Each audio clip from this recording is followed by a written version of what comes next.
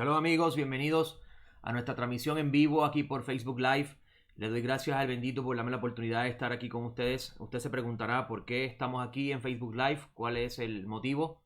Hemos anunciado una enseñanza especial para compartirla hoy en esta mañana aquí desde Puerto Rico, que hemos titulado Las ovejas perdidas de la casa de Israel. ¿Por qué estamos enfocando la clase o la transmisión de hoy en esta idea?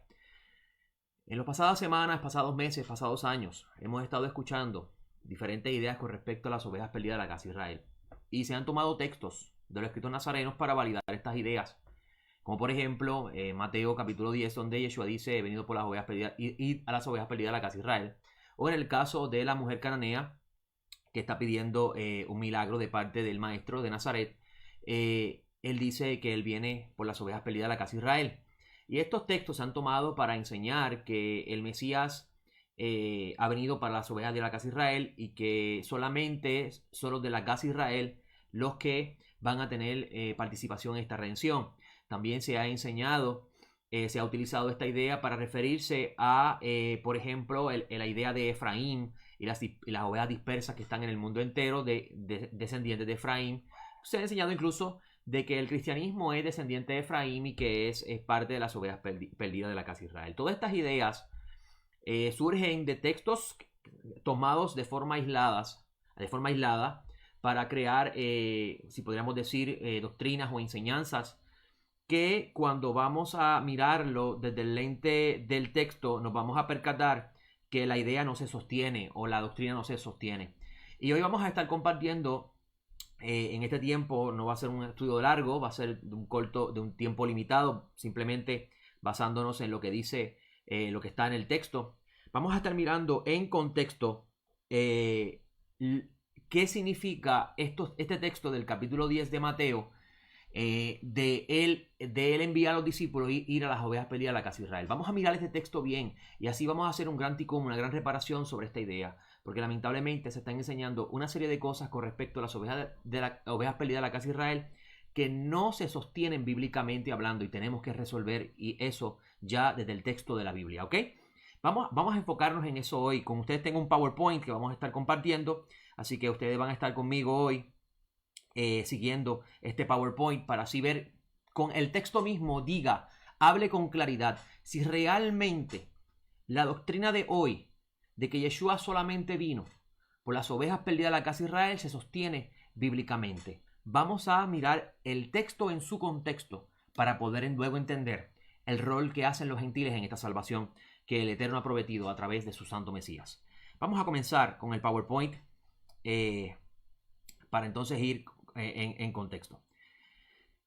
Los textos que vamos a estar discutiendo hoy comienzan primeramente en el capítulo 10 de Mateo. Mateo capítulo 10 es el texto que vamos a estar utilizando como base para poder entender la idea de las ovejas perdidas de la casa de Israel. ¿Por qué este texto como base?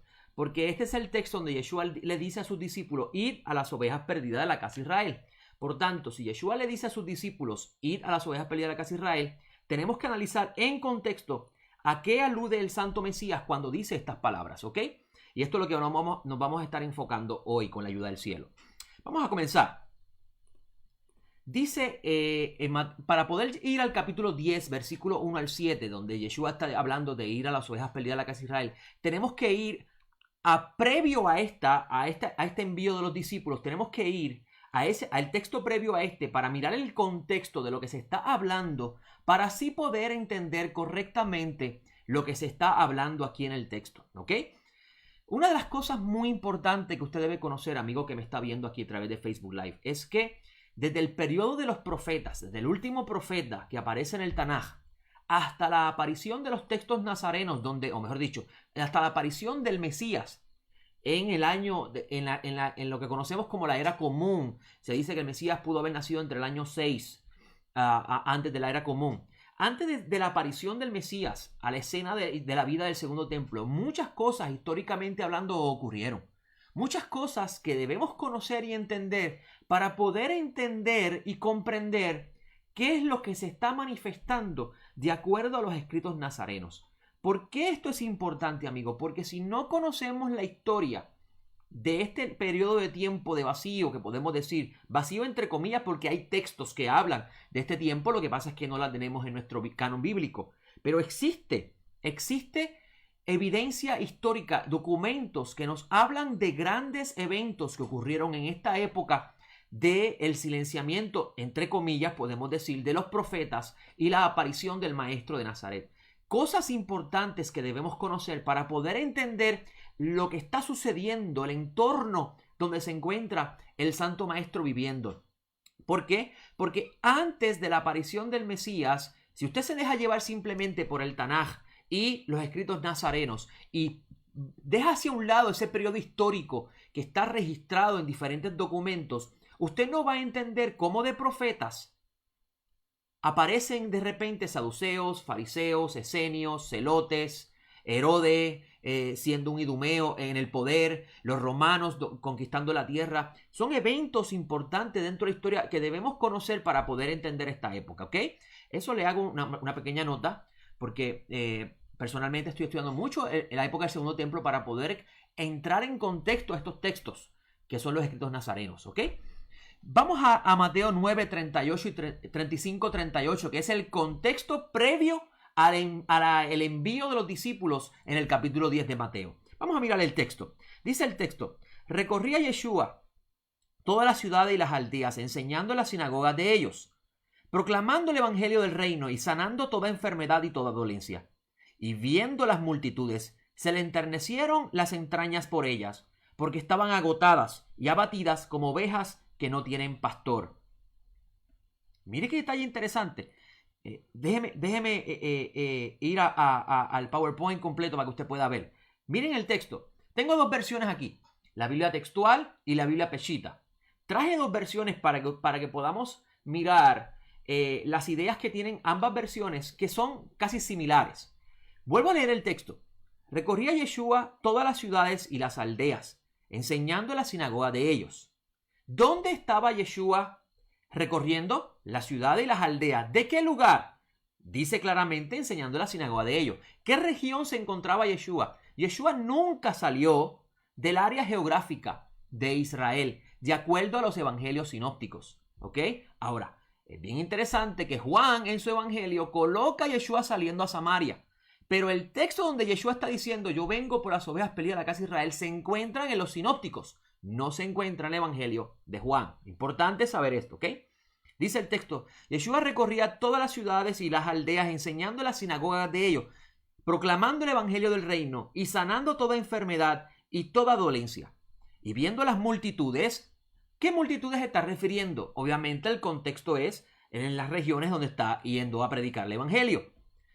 Se le enternecieron las entrañas por ellas, porque estaban agotadas y abatidas como ovejas que no tienen pastor. Entonces dijo a sus discípulos: a la verdad la mies es mucha, pero los obreros poco. Rogad pues al Señor de las mies, para que envíe obrero a sus mies. Como podemos observar, Yeshua está diciendo estas palabras en el momento que está entrando a diferentes sinagogas, recorriendo diferentes regiones donde están los judeanos, donde están los hijos de Israel, que es en la tierra de Judea, en la tierra de Israel, y está yendo a sinagogas y está viendo personas que no están como ovejas sin pastor. Y dice el próximo versículo, el próximo texto, que es el capítulo 10, donde comienza el contexto, amigo, y espero en el Todopoderoso que estén comprendiendo lo que estamos transmitiendo, porque es muy importante para comprender lo que queremos, la idea de las ovejas perdidas de la casa de Israel. Vamos inmediatamente al capítulo 10 y vamos a notar, basado en el contexto inicial, cuál es la misión que Yeshua le va a encomendar a sus discípulos. Mire esto.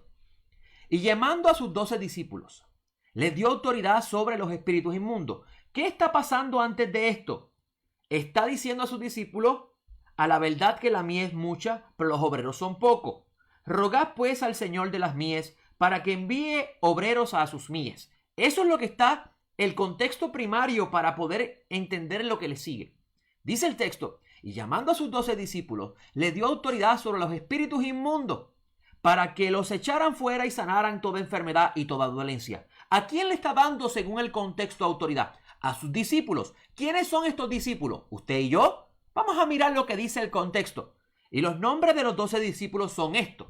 Ya usted está viendo claramente el contexto. El contexto del capítulo 9, versículo 35 al 38, se une al contexto del capítulo 10, aunque usted lo tenga separado en su Biblia. Recuerden que cuando ellos escribieron, en ningún momento existía la idea de capítulos y versículos. Por consiguiente, debemos entender lo que estamos leyendo a la luz de esto que estamos, del contexto de lo que está pasando en la época, ¿ok? Dice, estos son los nombres de los discípulos. El primero, Simón, llamado Kefa o Pedro. Andrés, su hermano. Jacobo, el de Zebedeo. Juan, su hermano. Felipe y Bartolomé. Tomás y Mateo, el publicano. Jacobo, el de Alfeo. Y Tadeo, Simón, el cananita. Y Judas Iscariote, el que lo entregó. Aquí claramente vemos que el contexto es los discípulos que él va a enviar a las mies, donde está pidiendo obreros, te está diciendo a sus discípulos, rogad para que haya obreros para las mies. Él va ahora a enviar a sus 12 discípulos, según el contexto de Mateo, para hacer una misión, y es a las mies. ¿Cómo lo sabemos? Miremos el próximo versículo. Vamos a cambiar el slide. Versículos 5 al 7 dice, y a estos 12 envió. Mire qué interesante. Son 12 los que está enviando. ¿A dónde los está enviando? Vamos a mirar. Y les ordenó diciendo, no vaya a los gentiles, ni entréis en la región de Samaria. Mire qué detalle interesante. Si Yeshua fue enviado a las ovejas perdidas de la casa de Israel, y estas ovejas perdidas de la casa de Israel son las 10 tribus dispersas, como se está enseñando hoy día, y solamente eso y nada más que eso, ¿por qué Yeshua le dice que no vaya a los gentiles ni a la región de Samaria? Si cuando usted mira el Tanaj, usted va a ver claramente que las 10 tribus del norte fueron dispersadas en las naciones y que la región de Samaria, que él dice los profetas que está vinculado a Efraín, está siendo invadida por los asirios y de ahí comienza la dispersión de las ovejas de la tribu del norte, el reino del norte. Si las ovejas perdidas que vamos a estar viendo aquí está relacionado a eso, ¿por qué Yeshua le dice, no vayas a los gentiles ni entres a la región de Samaria? Esa pregunta usted se la debe hacer, amigo, antes de escuchar cualquier enseñanza que esté diciendo que simplemente Yeshua ha venido por las ovejas perdidas de la casa de Israel y que si usted no es de la casa de Israel, usted no tiene participación en la salvación o que solamente este mensaje es para Israel. Antes de creer eso, mire el contexto y llega usted a su propia conclusión. Continuamos leyendo. Dice el texto, no vayas a los gentiles, ni entréis en la región de Samaria. ¿A quién le está diciendo esto? A los 12. Sino id antes a las ovejas perdidas de la casa de Israel. Si en este contexto del versículo 6, las ovejas perdidas de la casa de Israel son las 10 tribus del norte, ¿por qué Yeshua le dice a ellos no vayan a los gentiles ni a Samaria si ellos están dispersados en las naciones y la región de Samaria es la región donde estaba el reino de Israel? Hágase usted esa pregunta. Él dice que no vaya a esos lugares. Así que el contexto aquí no es lo que se está enseñando. Analice usted el texto por sí mismo. Versículo 7. Y proclamad diciendo, el reino de los cielos se ha acercado. Mire qué interesante. A los lugares que él dijo que no fueran, no van a ir. ¿A qué lugares van a ir? A los lugares que él les asigna, que es la región donde están las ovejas perdidas. En el contexto de los primeros discípulos, en el pensamiento conceptual de ellos, para el maestro de Nazaret, ¿quiénes son las ovejas perdidas de la casa de Israel? Hágase usted esta pregunta. Es importante porque no podemos seguir perpetuando enseñanzas que no se sostienen por los textos. Ahora, el próximo texto que voy a traer de evidencia es el caso de la mujer cananea que se encuentra en Hechos 15, 21, 24. Como usted va a notar aquí, él también va a decir lo mismo. He venido por las ovejas perdidas de la casa de Israel. Vamos a unir luego estos dos textos y vamos a analizar realmente para los ojos de los nazarenos ¿qué significa las ovejas perdidas de la casa de Israel? ¿Ok? Vamos a mirar el texto. Mateo 15, 21, 24. Partiendo de allí, Yeshua se fue a las regiones de Tiro y Sidón. Y aquí una mujer cananea que había salido de aquellos confines, clamaba diciendo, ten compasión de mí, Señor, hijo de David. Mi hija está horriblemente endemoniada. Pero él no le respondió palabra. Entonces acercándose a sus discípulos, les rogaban diciendo: despídela, que grita detrás de nosotros. Él respondiendo dijo: no fui enviado sino a las ovejas perdidas de la casa de Israel. Mire qué detalle interesante. Se está repitiendo lo mismo. Las ovejas perdidas de la casa de Israel. En el mismo documento, el Evangelio de Mateo. Cuando usted lee este versículo del capítulo 15, este versículo 24, no fui enviado sino a las ovejas perdidas de la casa de Israel. ¿Cómo usted lo está entendiendo? ¿Lo está entendiendo a la luz de los documentos? ¿Lo está entendiendo a la luz de lo que sucedió antes en el capítulo 9 y 10? Donde él está escogiendo a 12 y enviándolo a las ovejas perdidas de la casa de Israel, pero las ovejas perdidas de la casa de Israel a los ojos de Yeshua no están ni en los gentiles ni en Samaria, según los sinópticos. ¿Cómo lo estamos leyendo? Ahora, vamos al próximo documento. Vamos a hacernos esta pregunta. A los ojos de Yeshua, siguiendo el contexto de Mateo 9, 35, 10, 7, ¿quiénes son las ovejas perdidas de la casa de Israel? Hágase usted esta pregunta. La respuesta es simple. Mire lo que dice el texto. Mateo 9, 36. Al ver Yeshua a las multitudes, sintió misericordia por ellas, porque estaban extenuadas y dispersas como ovejas sin pastor. ¿Quiénes son estas multitudes? Mira la respuesta. Recorría Yeshua toda la ciudad y las aldeas, enseñando en la sinagoga de ellos, proclamando el evangelio del reino y sanando toda enfermedad y toda dolencia.